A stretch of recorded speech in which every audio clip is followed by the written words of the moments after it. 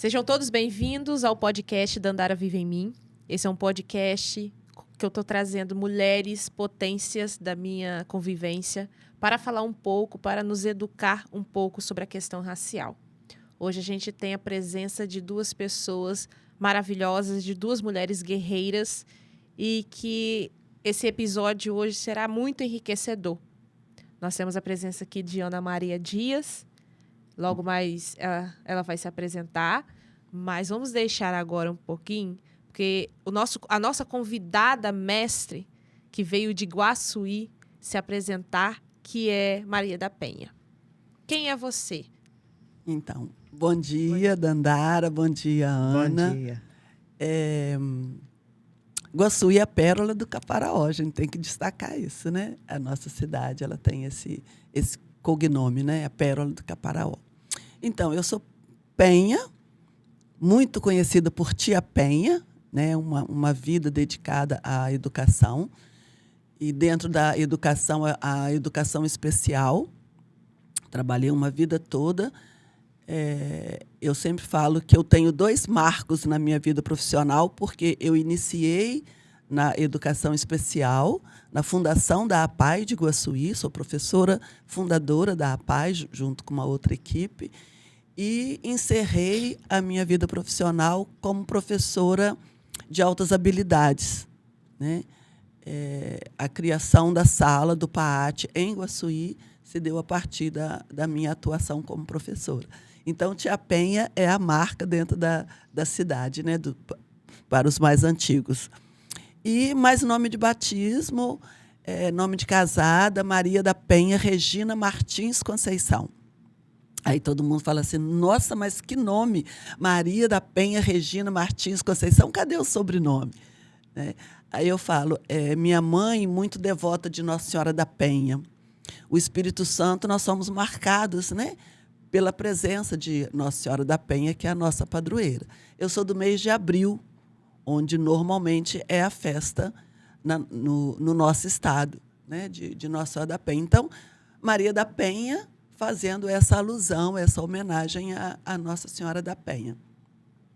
Regina, porque Nossa Senhora Rainha, aí minha mãe falou, não, Nossa Senhora é a rainha no céu e na terra, então vou botar Regina também. Né? E aí Martins, eu não sei por qual motivo, mas eu sou de 5 filhos, eu sou a única que tem o sobrenome do meu pai, Martins. Os meus outros irmãos todos são Silva, da minha mãe. E eu peguei o Martins do meu pai. Aí tá. Me casei e o meu marido, sobrenome Conceição. E aí eu ganhei Conceição. Então, eu começo com Nossa Senhora e termino com Nossa Senhora. Maria da Penha Regina, em homenagem a Nossa Senhora da Penha. Né? Conceição, Imaculada Conceição, um título também de Nossa Senhora, e o Martins. E aí eles falam, mas aí você só tem nome, não tem o sobrenome. Falei, mas só que o meu marido baiano, né? E a gente sabe que na história do nosso povo negro, a nossa história, os escravizados que aqui vieram após a abolição não tinham um nome, né? Porque trouxeram o seu nome de batismo lá do continente africano. Né? Aqui, muitos deles trocaram os nomes. E aí, que nome colocar? Qual o sobrenome? Não tinha sobrenome vindo do continente africano. Aí olhava-se o santo do dia. Né? Qual era o santo do dia? E aí pegava pelo santo do dia. Alguma coisa assim aconteceu na família do meu marido. Então, a família dele, uns é Costa e outros são Conceição, em função do santo do dia que nasceram. Né? Acredito que dezembro sendo Imaculada Conceição. Então, por isso, esse sobrenome. E aí ficou esse nome lindo, Maria da Penha Regina Martins Conceição. Interessante a gente falar do nome, principalmente quando a gente se toca da nossa religiosidade. Nós 3 aqui somos católicos. E a presença da Maria está presente em nosso meio, né? Com certeza, com certeza.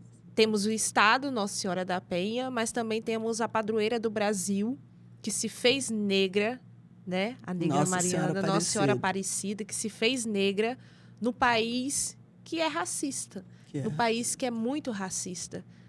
A nossa outra convidada também tem uma história de potência do nome, que ela e todos os seus irmãos também tem o Maria, né? A família fez questão de ter o Maria no nome. E muitas vezes essa outra convidada é conhecida não como o nome dela, mas sim como a mãe da Dandara. Mas hoje ela está aqui como Ana Maria. Quem é Ana Maria? E fala um pouco sobre a história do Maria, do seu nome. Ana Maria, mãe de Dandara. Na minha família, minha mãe sempre foi muito devota, né, a Nossa Senhora. Tinha o costume de, uma vez por ano, ir no Convento da Penha, né? E quando ela teve os filhos, ela colocou a mais velha, Ângela Maria, veio eu, Ana Maria, Sônia Maria, Creuza Maria. E meu irmão ia chamar José Maria. Mas aí, quando meu pai foi registrar, conheceu um senhor chamado Deusane. Aí, como tinha Deus no nome, ele resolveu colocar Deusane. Olha só, interessante. Aí tirou o Maria e ficou Deusane. Deusane. Mas aí depois mamãe consertou, porque aí veio meu pai, que se chama José Maria. Aí na minha família tinha que ter um Zé Maria. Então, quando eu casei, meu marido se chama Zé Maria. Você escolheu um Zé Maria. Um Zé Maria. Fez questão de escolher um Zé Maria. Tá vendo? Tinha que ter um Zé Maria na minha família. Mas já nesse início da nossa conversa, algo que me tocou foi a questão da tradição, do tradicionalismo. Uma fala sua que você já teve há pouco foi falando sobre que em Guaçuí você é conhecida como Tia Penha, mas para os mais antigos que reconhecem a importância sua para a sociedade. Como também os mais antigos utilizavam essa tradição do nome, de honrar, para manter a nossa religiosidade e também a nossa tradição. E é algo presente que tem que estar em nossa sociedade, que é a tradição. Essa é a importância de manter a tradição. Com certeza. Se hoje não houvesse Penha, olha quantos benefícios a cidade deixaria de ter. Isso é isso que temos que entender.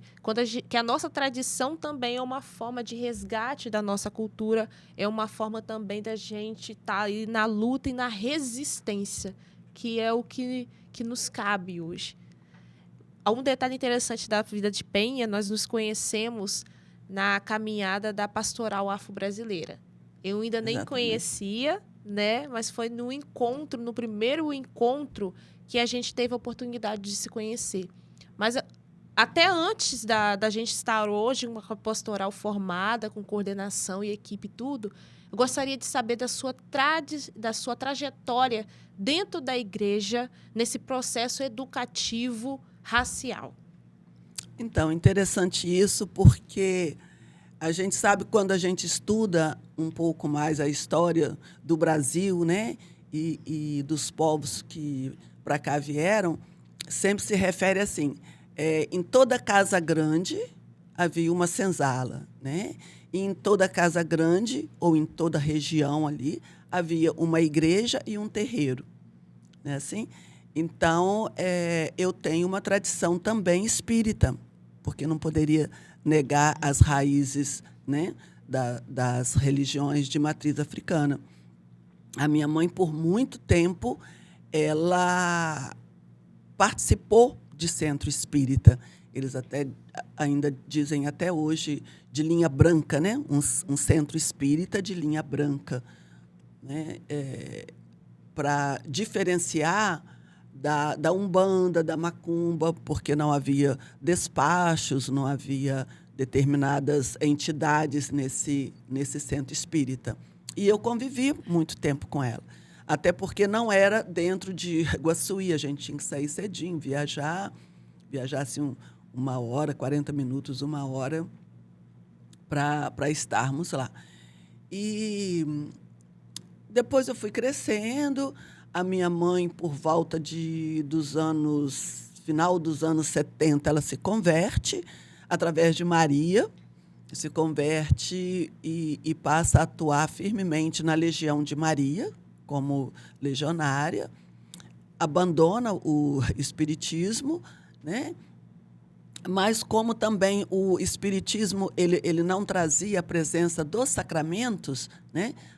Todo espírita normalmente tem essa ligação dentro da Igreja Católica Apostólica Romana em função dos sacramentos para se receber batismo, Eucaristia, né, matrimônio e tal. Então, eu tinha também essa presença já dentro da Igreja Católica em função disso, né? E quando a minha mãe vai para a Legião de Maria, eu já estava mocinha, e com o passar do tempo eu também me vejo, né, na Legião de Maria. E o bairro onde a gente mora até hoje é um bairro de trabalhadores e com uma presença negra grande, né? A gente tem uma marca negra grande dentro da nossa Igreja Católica em Iguaçuí, comunidade São Judas Tadeu. E lá, por incentivo de Padre Pedro Escaramuça, nós iniciamos com a missa afro, entendeu? Então, a gente fizemos. Esse ano, 2024, a gente deve estar lá pela, não sei, já umas 15, 16 missas ao longo dos anos, né? Até porque alguns párocos não aceitam, outros aceitam, então a gente tem uma caminhada.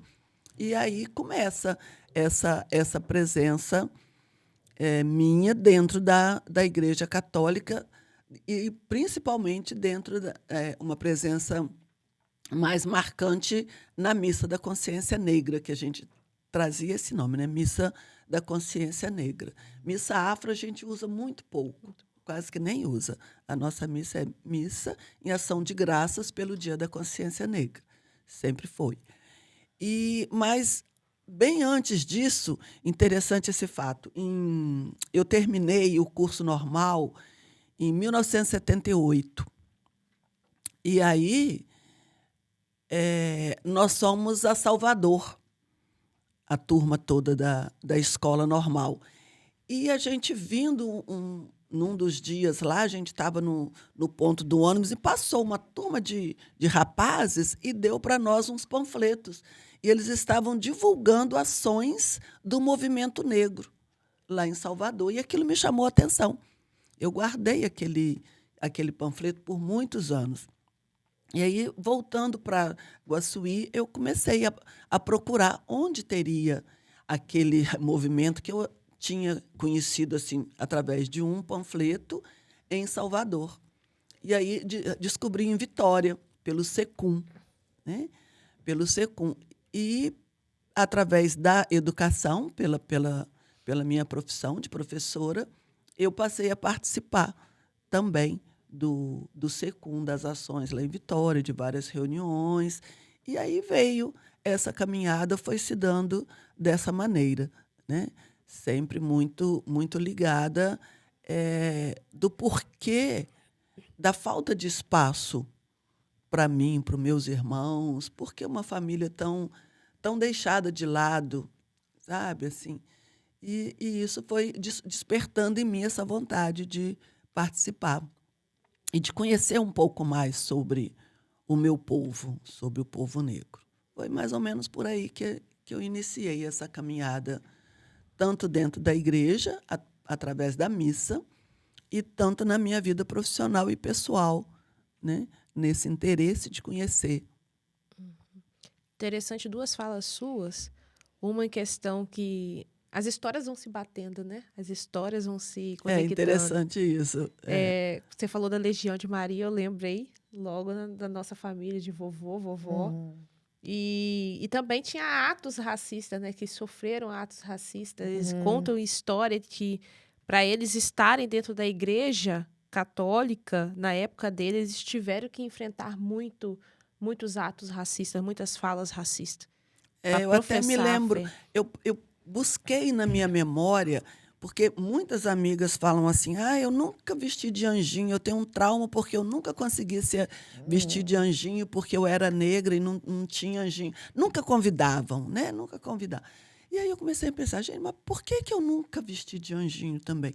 Mas eu acho que na minha idade, de 3, 4, 5, até meus 10 anos, 9 anos, 10 anos, 11 anos, eu estava no espiritismo. Né?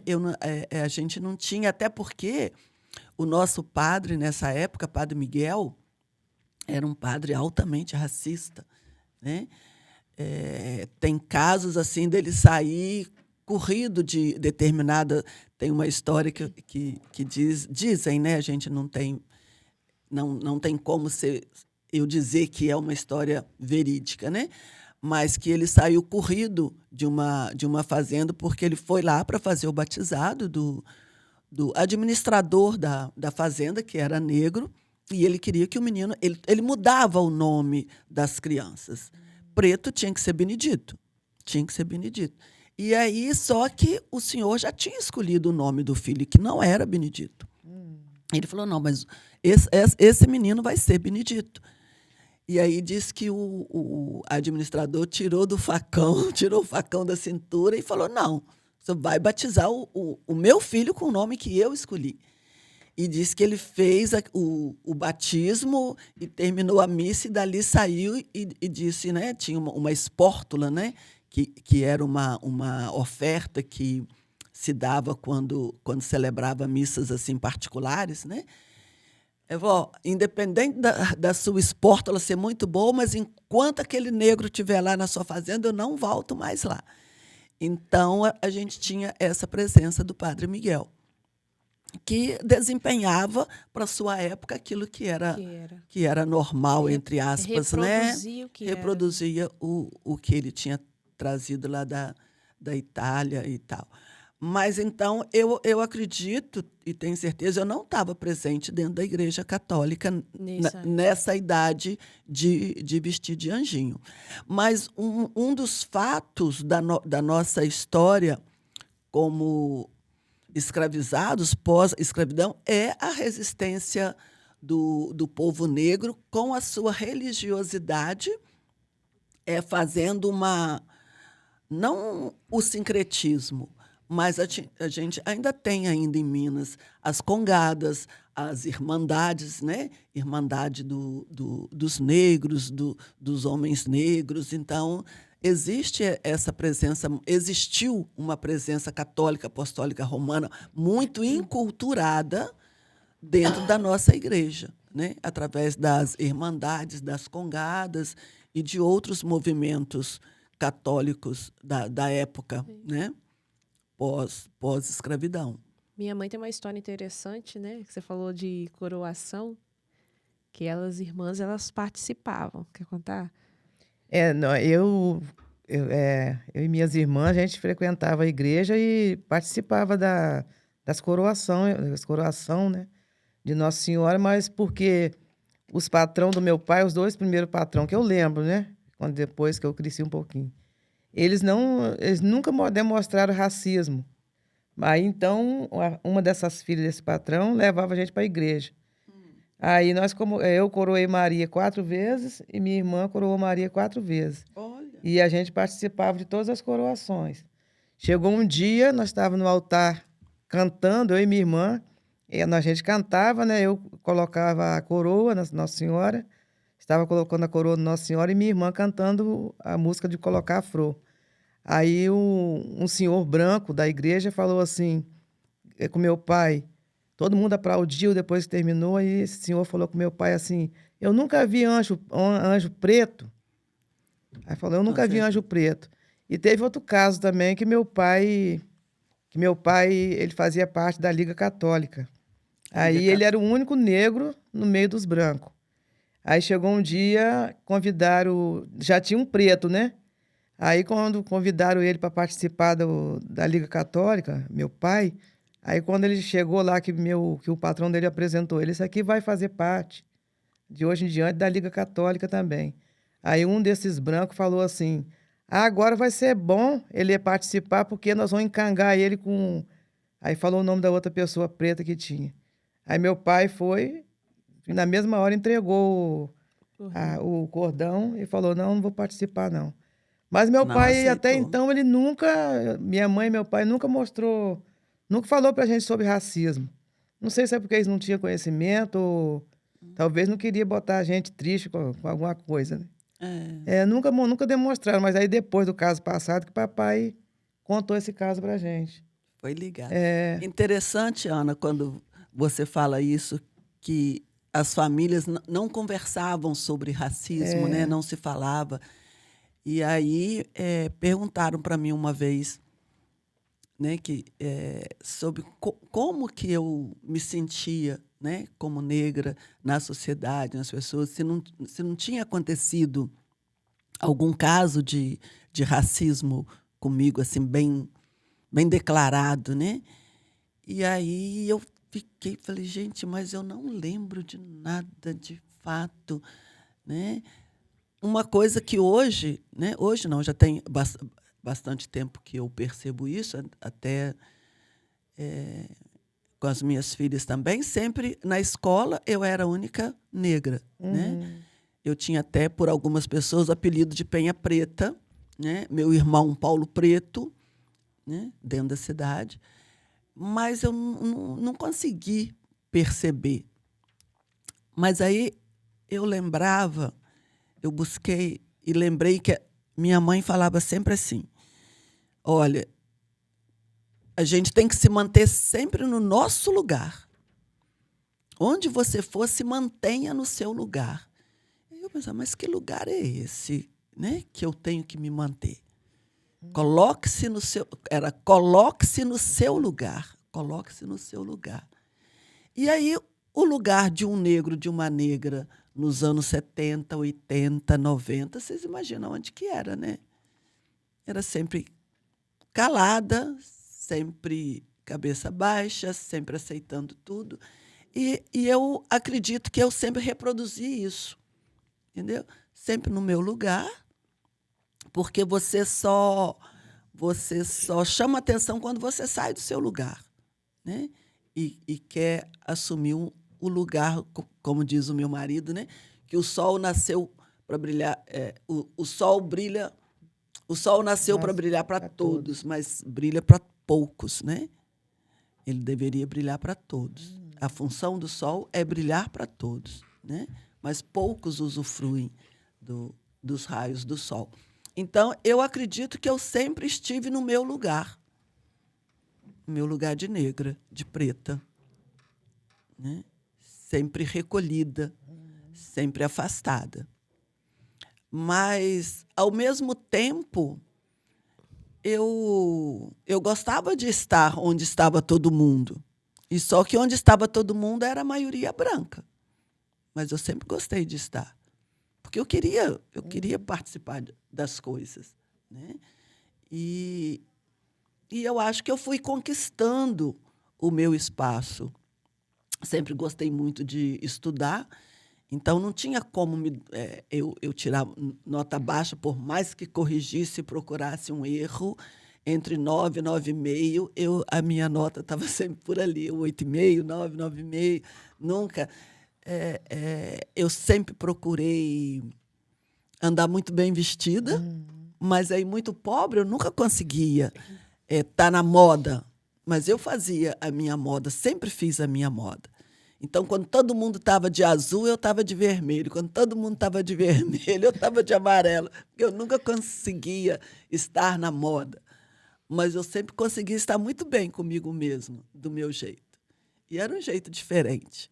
Sabe? Quando todo mundo usava saia justa, a minha saia era rodada. Eu me lembro que, em 78, quando nós fomos à Bahia, Salvador, meus colegas foram atrás das calças lis, calça li, né, de marca, calça jeans.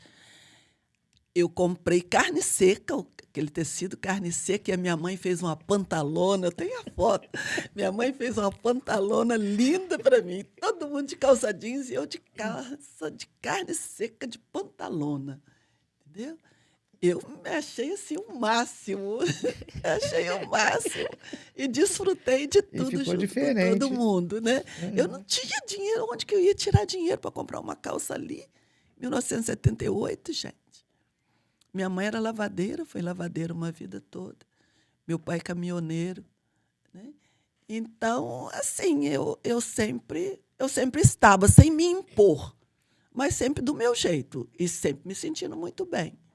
sempre me sentindo muito bem. São ações que Entendeu? todos nós negras principalmente, né? Primeiro a gente tem que passar pela descoberta do racismo, entender isso que eu estou sofrendo é o racismo. E depois a gente tem que aprender a ser antirracista e se posicionar dentro da sociedade. Muitas vezes confundidas por ser metidas, né? Metida é um espetáculo. Mas ninguém vê que aquilo dali é um posicionamento para você ganhar seu espaço. É você se posicionar, é ter uma postura para você conquistar o seu espaço. Porque a gente tem que se provar todo o tempo. O tempo todo. Quanto Se mulheres... provar na escola, ser a melhor, né? Se provar o tempo todo. Enquanto mulheres e enquanto negras, temos que estar à prova, mostrando que nós somos capazes de estar ali conquistando também como outros. É claro que o nosso tempo, em nosso jeito, em nossas cores, né? Interessante como que a gente entra no padrão obrigada a usar uma cor mais clara, mas sabemos que internamente nós gostamos das cores, gostamos do swing, gostamos de uma música mais agitada. E inserir isso dentro de uma sociedade racista é difícil. Mas enquanto educadora, Penha também, como professora, né, que disse, você fez o magistério? Fiz o magistério. Fiz o magistério. Porque que era na época, né? que enquanto educadora, você acaba assumindo não somente o currículo básico, mas também a nossa aula diariamente, constantemente, é uma aula antirracista. É uma aula de reletramento racial. E hoje aposentada, né? Hoje Certo, aposentada. correto. Mas como você pegou ainda o período antes da Lei 10.639, né? Mesmo eu ainda estudando há 20 anos atrás, já existia a lei, mas não foi trabalhado comigo, né? Imagina na sua época, como que Muito era mais. o trabalho do letramento racial dentro de sala de aula? Nossa, Dandara, era complicado. É interessante que a Lei 10.639, na época que veio, eu já estava na Secretaria de Educação e até ajudei no município a implantar a lei, né? Eu estava como superintendente pedagógica assessorando a secretária de Educação. Então, nós fizemos esse trabalho de conscientização dos professores, né? Que ainda está sendo feito até hoje, né? Ainda está sendo feito até hoje. Mas, na escola, enquanto professora, é aquele caso. Quando você conquista determinado espaço e quando você, como dizia minha mãe, né? Quando você se coloca no seu lugar, eu sempre me coloquei no meu lugar, e não dá espaço para fofoca, para disse-me-disse, quando você não está nessas rodinhas, a gente sofre menos. Agora, eu não posso deixar de falar que existe um racismo velado em tudo, né? Muito velado, muito discreto, muito, eu diria quase que é um racismo educado, né? Que te deixam de lado sem que você perceba que você está sendo deixado de lado, né? Aí você está na mesa do café, não que escuta aquela conversa, mas o que teve? Você não foi ontem, né? Ontem teve isso assim, assim. Você não foi, não? Não sabia, não. Teve, a gente foi na casa da fulano, teve aniversário. Então, assim, são coisas do dia a dia, não é nada mirabolante que acontece. Mas a gente vai sendo deixado de lado no dia a dia, nas ações, na sociedade. Por esquecimento, esquecemos de avisar, ou simplesmente não tem muita explicação do porquê, né? Mas, basicamente, dentro da escola, para te falar a verdade, eu percebia que eu era tratada um pouco diferente das outras. Isso era... Mas nada, como que eu diria? Nada às claras. Nada às claras. Tudo muito discreto, tudo muito disfarçado. Sabe, Dandara? Até a gente fica sabendo dos fatos que ocorrem com os outros. Os fatos ligados a nós, muitas vezes, a gente não sabe. Teve uma vez que eu fiquei sabendo que uma professora disse que ela não estaria naquela escola com aquela diretora preta, né? Não era eu que estava na direção da escola. Eu fiquei na direção por 2 anos, nos anos 2000. Isso tinha acontecido bem antes, né? Então, a gente percebe que existe, né? Existiu e ainda existe o racismo.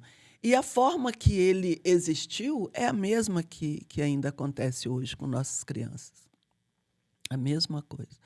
Eu me lembro que tinha uma diretora que depois se tornou minha amiga de trabalho, que ela falava assim: Penha, mas você era tão arrumadinha, você tinha um paletózinho branco ela falava até o tecido, esqueci agora.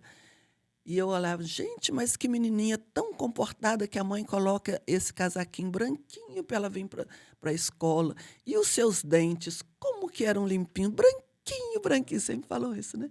Nossa, mas os dentes tão branquinhos, você era tão arrumadinha, como se, por ser preta, você tinha que ser suja, ou não tinha que ser tão bem arrumada. Então, são palavras que a gente vai ouvindo. Bem próximo agora eu estava num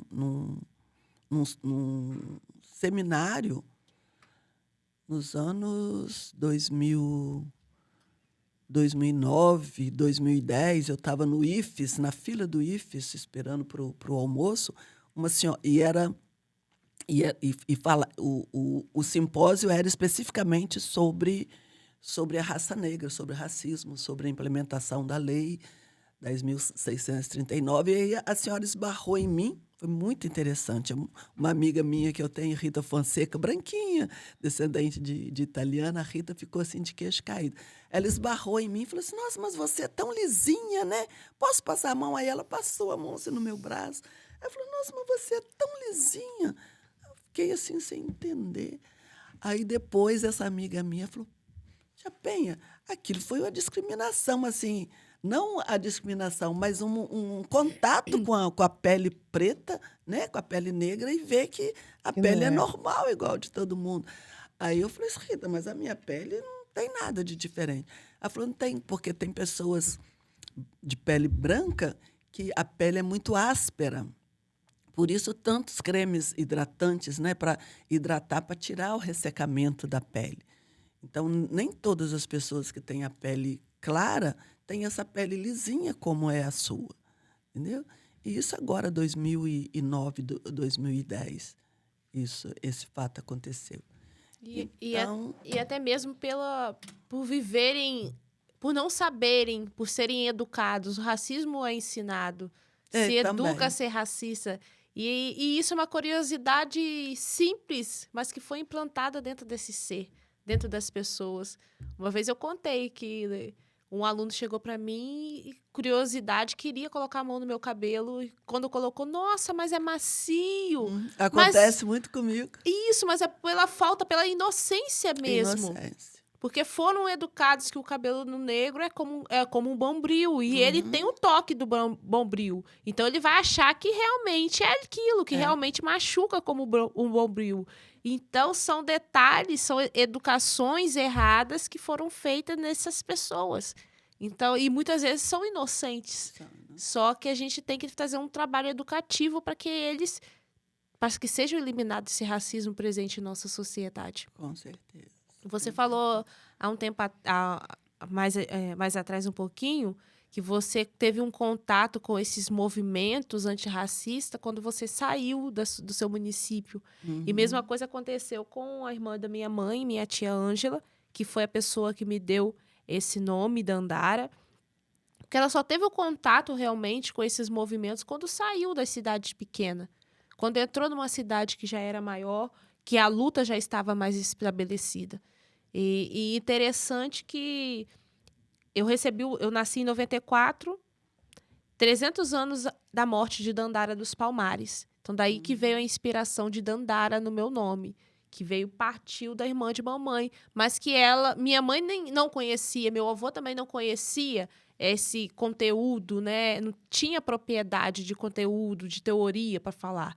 Mas ela, ao sair daqui de Cachoeiro, da cidade de onde que viviam, ela teve contatos com esses movimentos que contribuíram para ela ter mais potência em sua voz e entender mais da frente do que se tratava o racismo.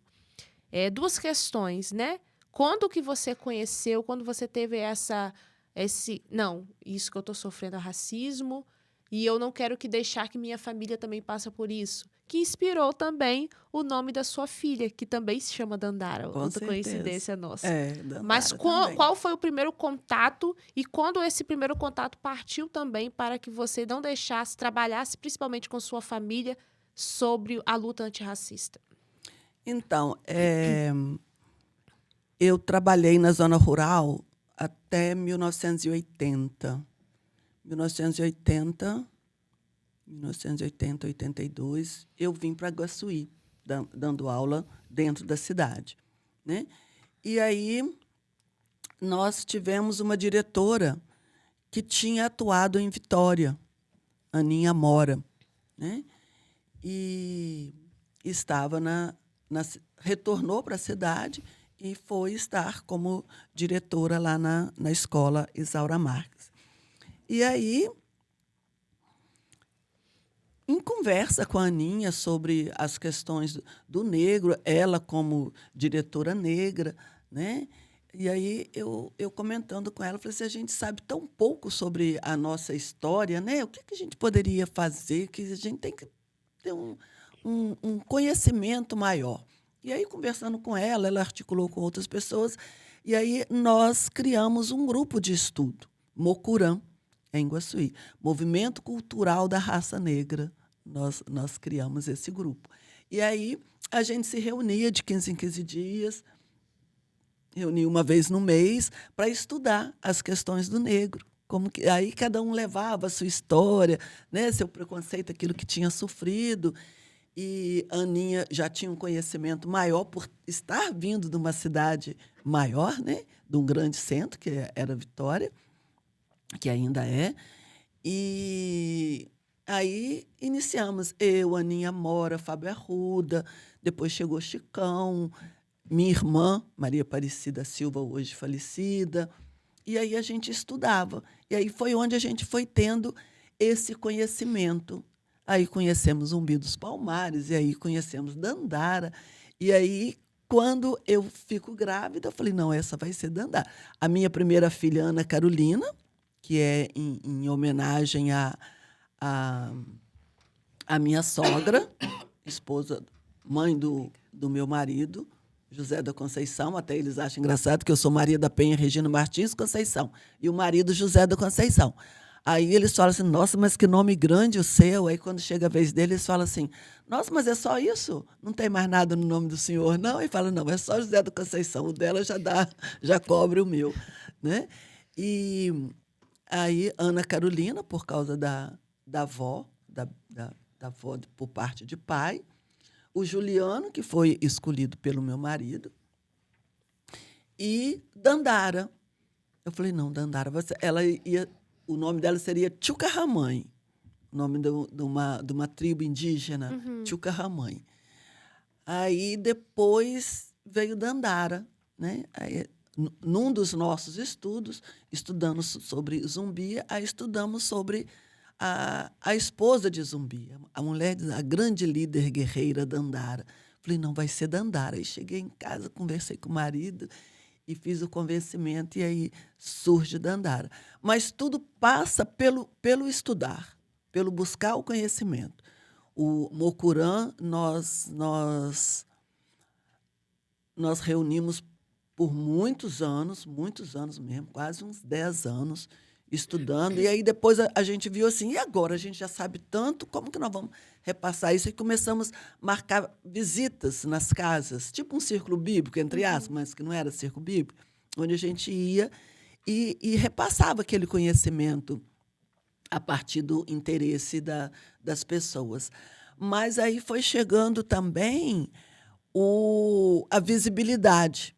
Quando a gente começou a ir nas casas, a gente foi se tornando mais visível. E, ao se tornar mais visível, nós começamos a incomodar. E, ao incomodar, nós começamos a ser sufocados. E, numa idade onde todos trabalhavam, todos tinham as suas necessidades, né, particulares, pessoais, de família, o Mocurão foi esfriando, esfriando, esfriando, e aí paramos de nos reunir, de fazermos as visitas. E até hoje a gente tem esse movimento mais adormecido. Em 2009, 2010, nós montamos pela prefeitura o CEAFRO, né, que é o Conselho de Estudos Afro-Brasileiros, em função da lei também 10.639. Mas, enquanto eu estava na secretaria, o CEAFRO tinha uma atuação. Quando eu saí, eu fiquei sabendo que ele está também adormecido. Adormecido em berço esplêndido, né? Num berço confortável. Como em Cachoeiro, né? Que nosso conselho também, né, de igualdade racial está, neste momento, um pouco também adormecido. Adormecido. Que, infelizmente, é o que vai resfriando a nossa educação antirracista. Com certeza. Porque a gente trabalha tanto, luta tanto, né? E quando um órgão esfria, uma associação esfria, é uma luta dos nossos ancestrais que retrocede, que volte, né? Que volta, né?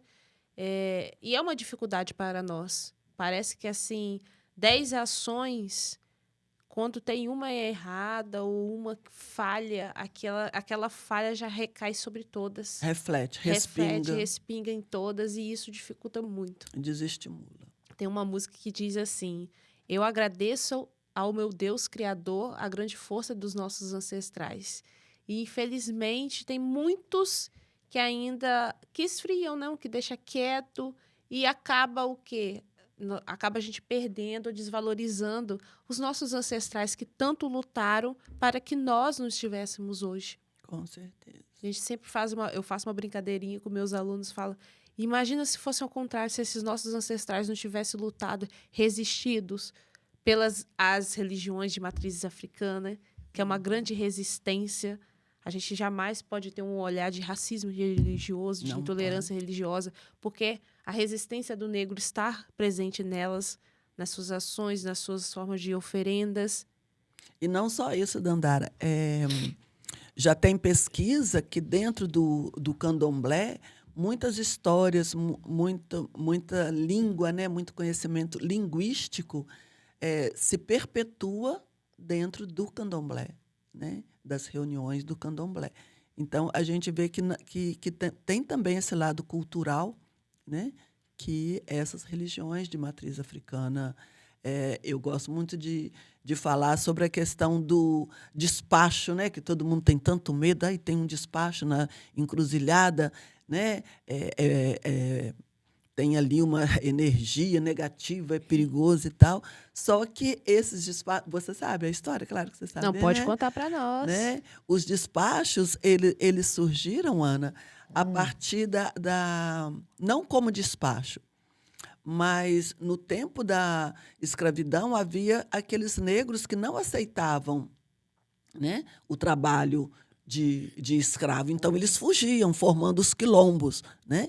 Só que eles fugiam e iam para a mata, para as matas, que era território deles, que eles conheciam muito bem. Aí, o que fazia? Aqueles negros que ficavam na senzala pegavam comida e levavam para determinados locais do caminho, da estrada, para que aquele negro, entre aspas, né, que era o negro fujão, pudesse à noite ir lá e pegar aquela comida para se alimentar, até conseguir chegar no quilombo, né? E aí, como que fazia? Colocava a comida lá e pegava a vela e contornava a comida todinha com vela, para espantar animais que poderiam ir comer aquela comida. Interessante. Né? Então, tinha as velas, era para isso, para velas acesas, para espantar e também para nortear, né, pelo clarão para que ele encontrasse, e era colocado nas encruzilhadas porque era onde possivelmente aquele negro poderia estar passando, né? Indo para o destino, indo para o quilombo. Então, ali não tinha maldade nenhuma, muito pelo contrário. Ali tinha uma ação, né, de resistência. De resistência, né? O Paz e Pão hoje, né? Ali havia uma solidariedade em função daquele que estava em fuga, que estava à procura da liberdade. Interessante. Né? E como isso, muitas outras coisas, como beber leite e chupar cana, e chupar manga, né? Beber leite e comer abacaxi, que faz mal, né? Mas não é que faz mal, né? Tanto que a gente toma vitamina, né? Mas que eram alimentos disponíveis na natureza. E que o negro se alimentava daquilo ali na sua jornada de 10, 12 horas de trabalho durante o dia, né? E entrava à noite. Então, ele comia o abacaxi, ele chupava a manga, ele bebia o leite da vaca, né? Só que, quando ele chegava lá na fazenda, lá na Casa Grande, ele era instruído de que aqueles alimentos juntos faziam mal. Para que não pudesse numa maneira para que ele não pudesse se alimentar, né? Não pudesse ter acesso. Né? Então, E veio que até a história da cachaça, né? Que também era incluída dentro do... Era incluída dentro também da oferenda, não, mas daqueles alimentos, daqueles atos de a resistência. cachaça também se fazia para presente. aquecer do frio e também para algo para beber, né? E como que até hoje a cachaça também está presente muito nas pessoas, né? De pouca condição. São atos ainda presentes até hoje, né? Até Então, porque a cachaça é mais ou menos uma comparação com o café, né? Já viu como que muitas pessoas muito carentes tomam muito café e bem doce? O café, o doce sustenta, né? E sacia a fome. A cachaça também, ela traz uma saciedade, né?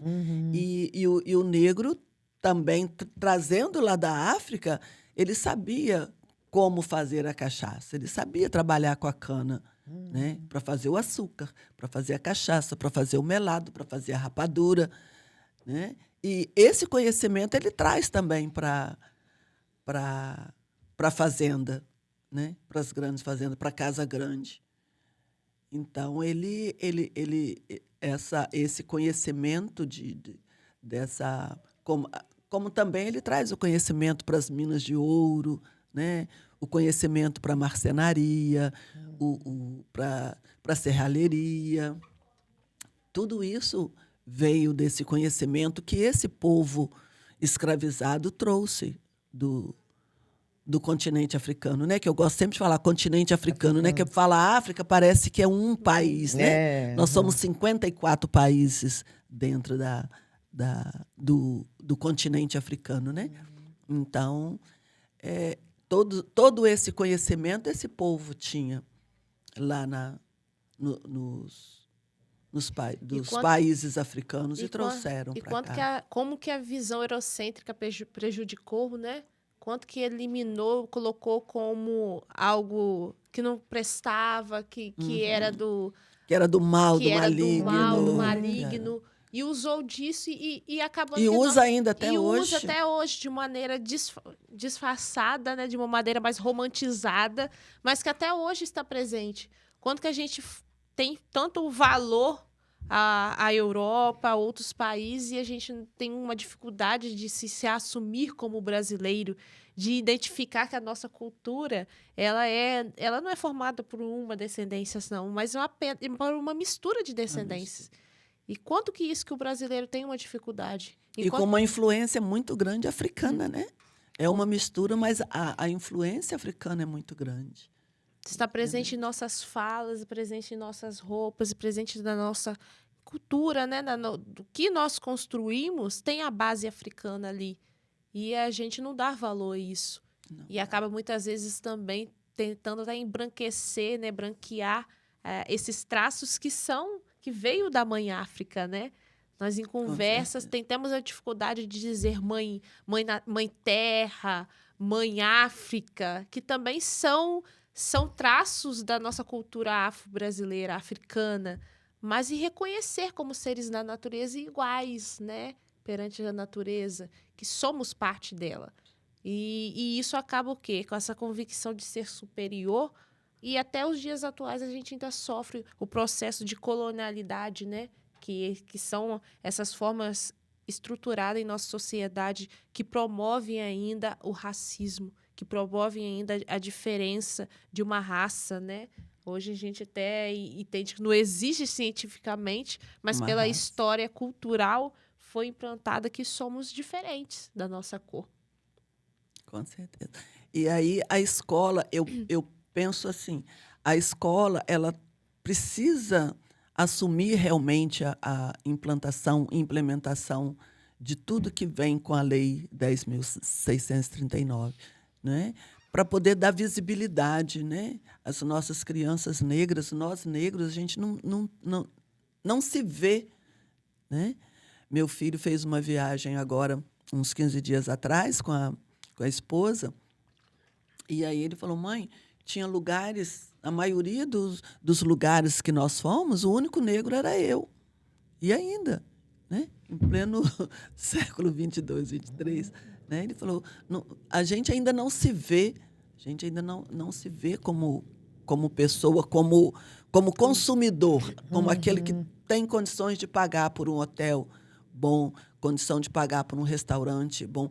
E tem muitos negros, mas onde é que eles estão? Onde é que eles estão? Somos maioria num país, mas que nem em todo local não tem visibilidade. A gente se encontra em maioria. Não. Seu filho entende isso por ser educado nessa visão, né, antirracista. Mas tem muitos nós que nós passamos no dia a dia e não percebemos onde o negro está. Onde está? O negro é aquele ainda que foi, enquanto libertos, né, em 1888, libertos, foram lançados à sorte nas favelas, periferias, e que ainda hoje se encontra nesses lugares. Com certeza. E sem oportunidade de luta, né? E sem oportunidade de eu falo que hoje, Ana, mudou muito, né? A gente conseguiu conquistar alguns espaços, né? Agora, cabe à juventude negra, aos pretos que estão aí, assumirem, saírem do seu lugar, como dizia minha mãe, né? Coloque-se no seu lugar. Não. Coloque-se no lugar onde todos estão. Essa tem que ser a fala hoje. Coloque. E através de quê? Vai se conquistar isso através de estudo. Isso eu percebo dentro da minha família, né? Eu estudei, né? Consegui fazer uma faculdade. Depois de casada que eu fui fazer faculdade, né? Eu tenho a minha irmã mais velha, Aparecida, ela estudou, fez o primeiro ano primário, o segundo ano primário, terceiro ano primário, quarto ano primário. Aí ela ia para a quinta série, né, que falava. Não, primeiro ginasial no tempo dela. Só que para ir para o primeiro ginasial, tinha que fazer o quê? Admissão. Não sei se a Ana lembra disso, tinha que fazer admissão. E a admissão era uma prova que era paga. Meu pai, caminhoneiro, estava viajando. Aí minha mãe foi nas patroas, né, que se dizia assim, né? Nas patroas que ela lavava roupa. E pediu, tem como adiantar, porque eu tenho que pagar a prova de admissão da Aparecida. Ah, não tem, não tem como. A minha irmã foi fazer o primeiro ginasial depois de moça, porque quando o papai chegou tinha passado a época de pagar para fazer a admissão.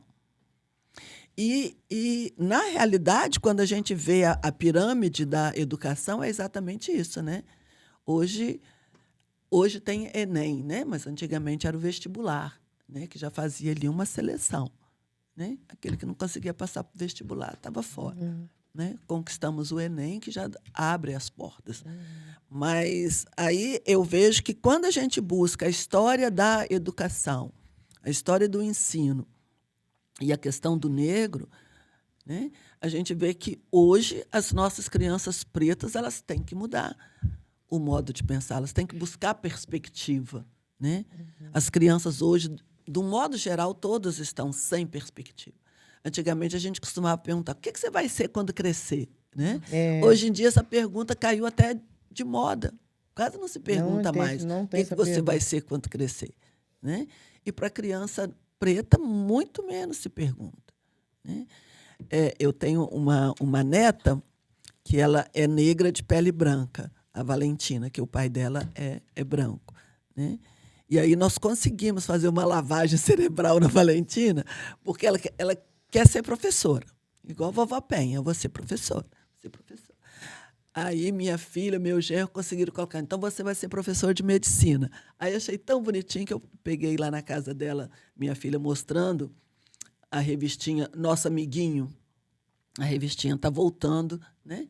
Estão divulgando nas escolas. Aí, no panfleto, ela botou lá, o que você vai ser quando crescer? Aí ela escreveu, professora de medicina. Ela vai ser professora de medicina. Ela ainda não sabe que precisa ser médica para ser professora de medicina, né? Mas tá bom. Mas incutir isso nas crianças, né? O querer ser, não é ser, porque já é um ser humano, já é um apoderado de Deus, né? Mas ter uma profissão mais digna, né? E tá falando de sonho, né? E falar de sonho, de projeto de vida. Hoje a gente tem disciplinas específicas para tratar isso, né? Temos projetos de vida no estado. Projeto de vida, ver se precisava disso. Gente, isso tem que surgir, brotar da família. Brotar da pessoa e a pessoa sustentar. Só que é o quê? Tá se perdendo. Tá se perdendo de ter o sonho de ter minha profissão do pai, ou de ter uma completamente diferente, mas que seja a vontade, né? Do qual também trabalhe com gosto, com prazer. Mas talvez também o próprio pai já educa o filho. Você não vai ser igual eu, você não vai fazer o que eu faço, não, que isso não é certo, né? Isso não é correto, assim, esse serviço que eu faço. Talvez já coloque na cabeça do filho isso, né? Não, você tem que ser diferente do papai, você não pode ser a profissão que o pai tem. A família, né, a instituição familiar, ela tá muito diferente atualmente.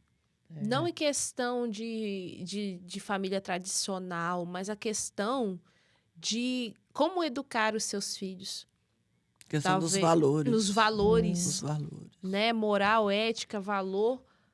E a escola está sendo aqui o local onde a criança está se encontrando. Muitos alunos meus é a gente que tem que falar o primeiro não da vida dele. Porque os pais, a família está ali presente fisicamente ou nem estar presente. Então, deixa seus filhos só ter um contato com o quê? Com a escola. E é ali que ele está passando por todas as suas experiências de vida, todas as suas lições e aprendizado. Então, enquanto ainda não voltar essa parceria entre família, entre escola, que juntas trabalharem, até mesmo no valor do aluno, no desejo, nos sonhos deles, os jovens já não vão buscar mais por algo na vida, buscar mais por uma profissão, ter metas em sua vida. Que se tivesse, né, se fosse um trabalho efetivo, não seria necessário uma disciplina específica nisso. Com certeza. Uma disciplina que mesmo a gente atuando com os alunos, não sai resultado. Porque aquele aluno ali não tem uma mira, não tem uma meta a ser conquistada. E não tem, assim, o respaldo, o apoio, a insistência, entre aspas, da família, né? Dentro desses valores. Né? E eu vejo que vai ser muito difícil, porque sem estudar, sem conseguir, né, ter... conquistar um espaço. É difícil. Um outro exemplo simples que envolve também o tradicionalismo, a tradição e a questão familiar. Olha a benção, né? A benção não era significado de religiosidade. Os mais novos pediam aos mais velhos. Era uma forma de respeito, uma forma de entender também que os mais velhos têm uma sabedoria e respeitar essa sabedoria. Então, a bênção era até mesmo esse contato de respeito, de entender que aquele outro nos ensina. E isso está sendo perdido. Mas é interessante quando a gente vai num centro de umbanda, de candomblé, ou que tem um encontro, uma palestra entre eles, a primeira coisa que eles fazem é, primeiramente, vamos pedir a bênção dos mais velhos. É reconhecer isso, o aprendizado daqueles nossos ancestrais. É reconhecer que é graças a eles que estamos presentes hoje, valorizando a nossa cultura. É verdade. Gabriel, nós estamos... Tem tempo? Deu quase 1 hora agora. Então, acho que vamos finalizar, tá? Porque hoje eu tô... E você tá sem água aí para estar molhando essa garganta? Não, estou com medo da gripe, da alergia, né? Você tem outro ponto que você queira abordar? Bem, eu acho que nós... Depois que passa, a gente fala, nossa, podia ter falado. Não, é por isso que... Daquilo, né? Depois. Hoje à noite eu vou lembrar. Que a gente retorna.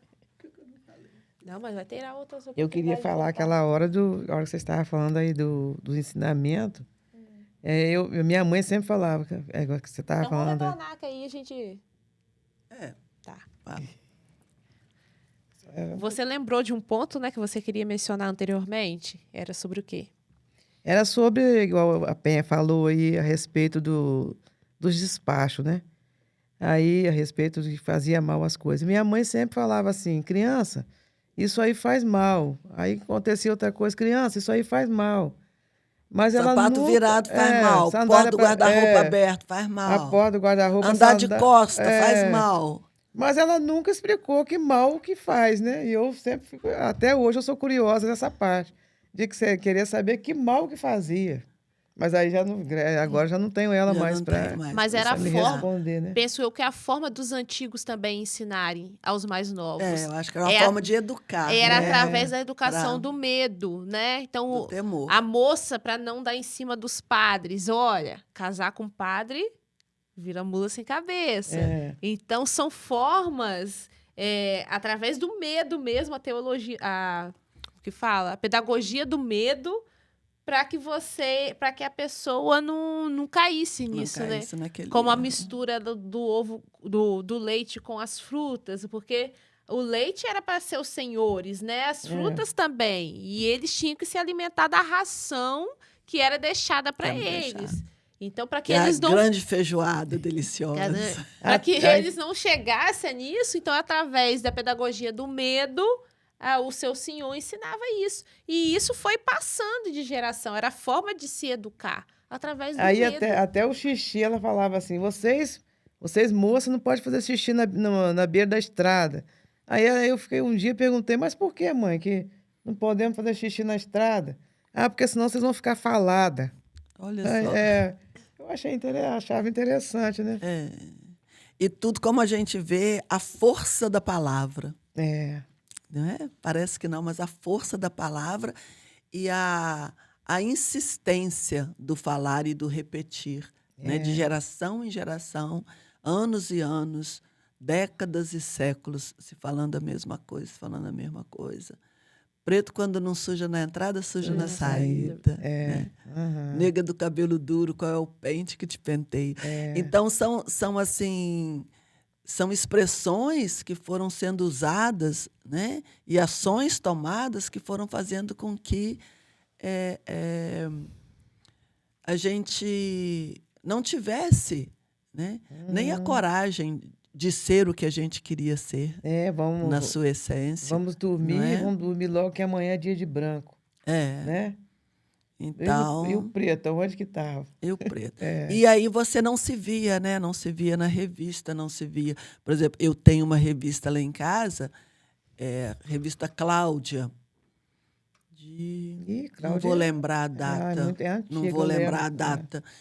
Até fazendo material de estudo, né? Para a escola, para essa conscientização.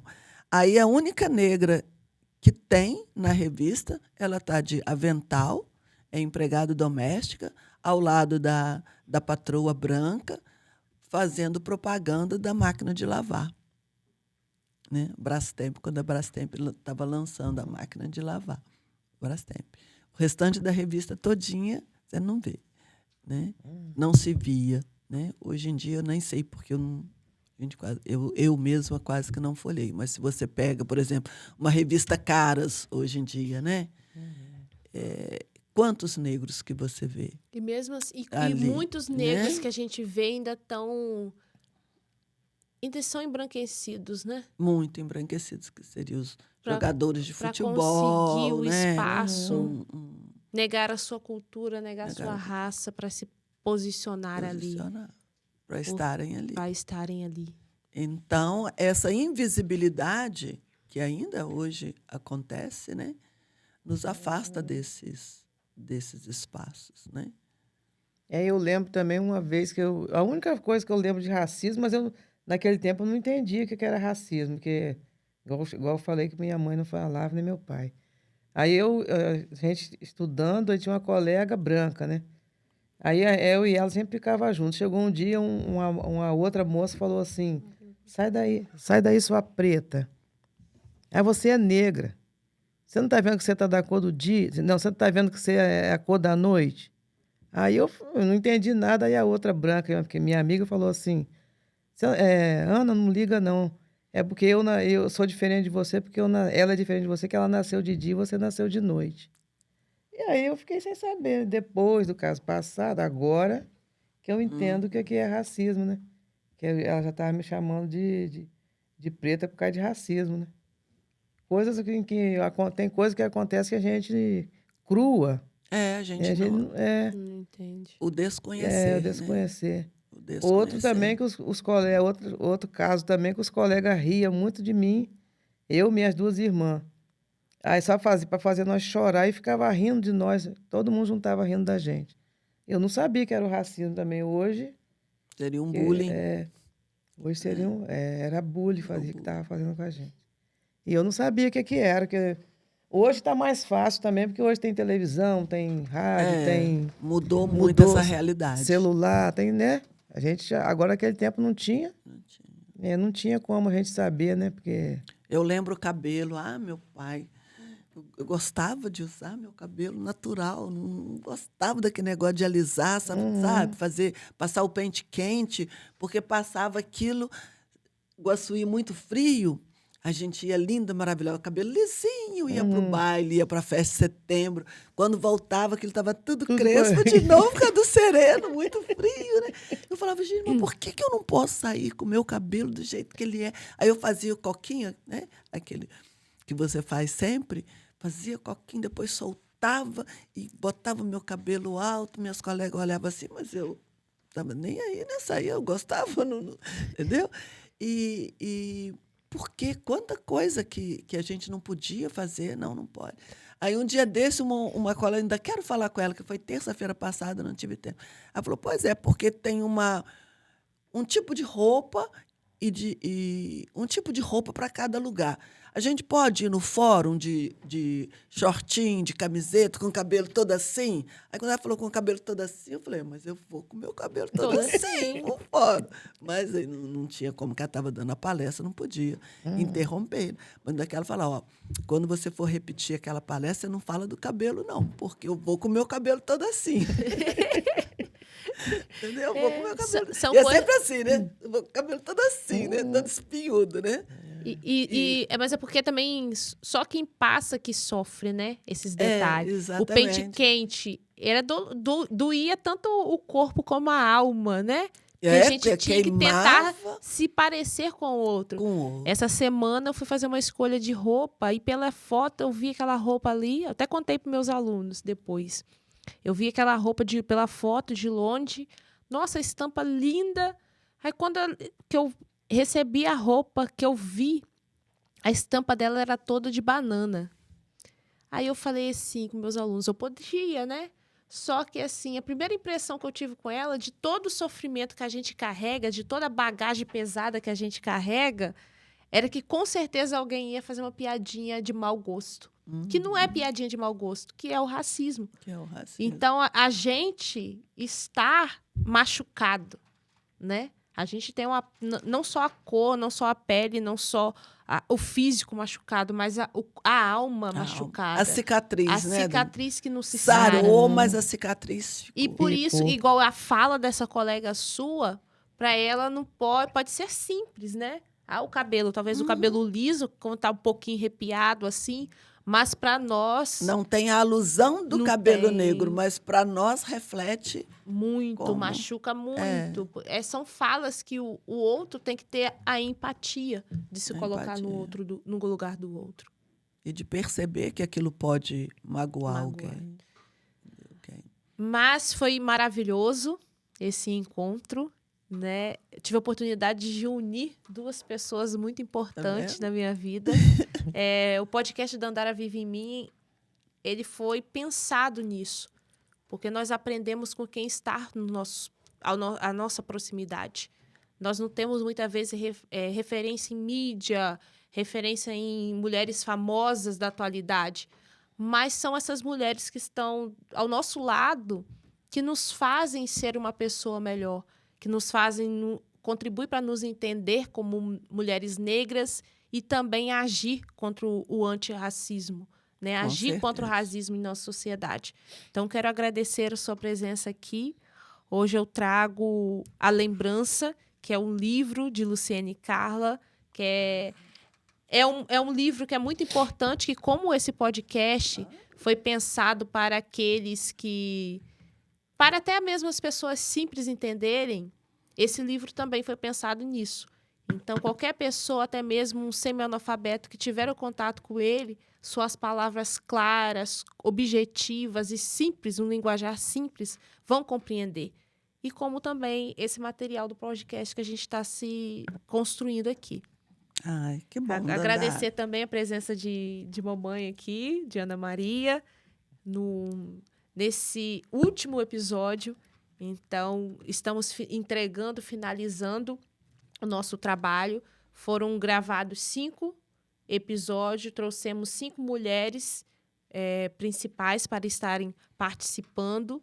E hoje a gente finaliza com chave de ouro, com Penha, Maria da Penha, com Ana Maria, e que a sociedade pode aproveitar bem desse material para conhecer, ter o conhecimento e também levar esse conhecimento a todos os outros.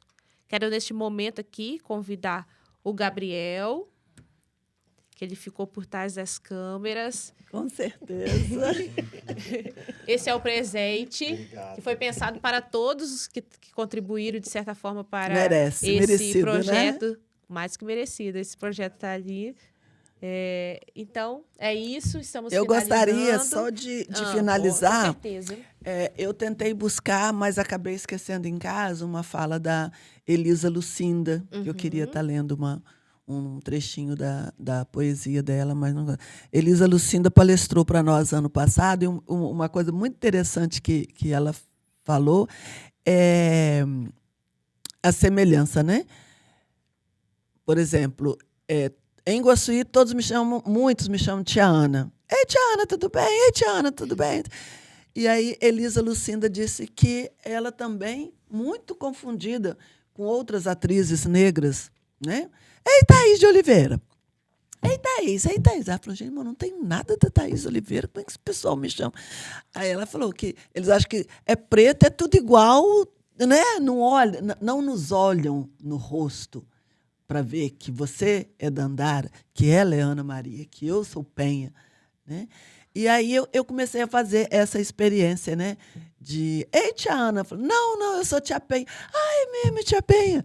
Aí um vizinho, foi muito interessante isso, um vizinho próximo, sempre era tia Penha. Teve um dia que eu falei com ele, não sou tia Penha, não. Eu não sou tia Ana, não, eu sou tia Penha. Aí ele me olhou assim, falei, eu sou tia Penha. Olha, nunca mais ele me chamou, já passou por mim umas 4, 5 vezes depois. Ei, tia Penha! Ei, tudo bem? Falei, a gente tem que corrigir as pessoas, né? Mas eu queria estar trazendo uma fala da Elisa, mas eu tenho aqui, esse texto me chamou muita atenção. Né? E ele diz assim, nós negros, né, não somos descendentes de escravos, como dizem os livros escolares. Somos descendentes de civilizações africanas, de reinados fortes e poderosos. Somos descendentes de reis, rainhas, princesas, príncipes, né? Nós somos parentes de homens e mulheres que desenvolveram a escrita, a astrologia, as ciências, as pirâmides, né? O Egito é um país africano, onde surgiu, né? Disse, né? O berço da humanidade é o Egito e é um país africano. Não se fala que o Egito é um país africano, né?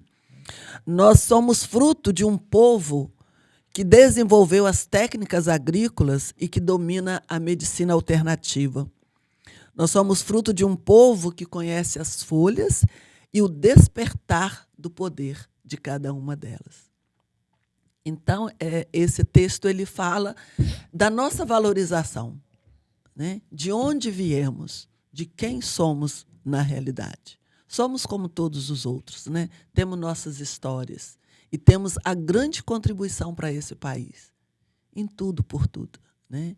Principalmente quando a gente viaja e que a gente vê essas grandes obras, as grandes igrejas, né?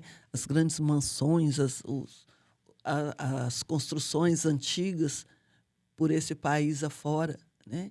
Quem foram os pedreiros, né, daquelas obras ali? Então, a gente termos essa consciência e resgatarmos, respeitarmos e nos apaixonarmos pelos nossos ancestrais, pelo nosso povo africano. Linda. Muito obrigada. Foi muito bom estar Não, aqui, Dandara. Foi maravilhoso. Eu não trago grandes descobertas, mas... o que ela vai falar, assim. Mas eu falo de mim, daquilo que aconteceu mas é especificamente. Somos né? resistência. Mas foi muito bom. Nossos atos, né? Mais que palavras, nossos atos que vão ser educativos para os outros. Então, por isso também de trazer pessoas que não têm a visibilidade, não é famosa, mas que atua aos poucos, mas que chega a muitos e a gente não sabe. Então, suas ações influenciou, educou muita gente. E é isso que esse podcast é, dar voz, dar vez, a dar espaço a mulheres potentes da nossa atualidade. Então, agradecer novamente sua presença aqui, agradecer a presença obrigado, que Deus nos abençoe, que nossos ancestrais nos abençoem. Amém. E agradecer a presença também de Ana Maria. E eu quero dizer para a gente sempre perseverar e pedir proteção e sabedoria, para a gente sempre lutar, não desistir de lutar, que sempre é uma luz no fim do túnel. E essa luz é a luz maior, que é o nosso Pai. Amém. Deus. Amém. Então, finalizamos o projeto Dandara Vive em Mim.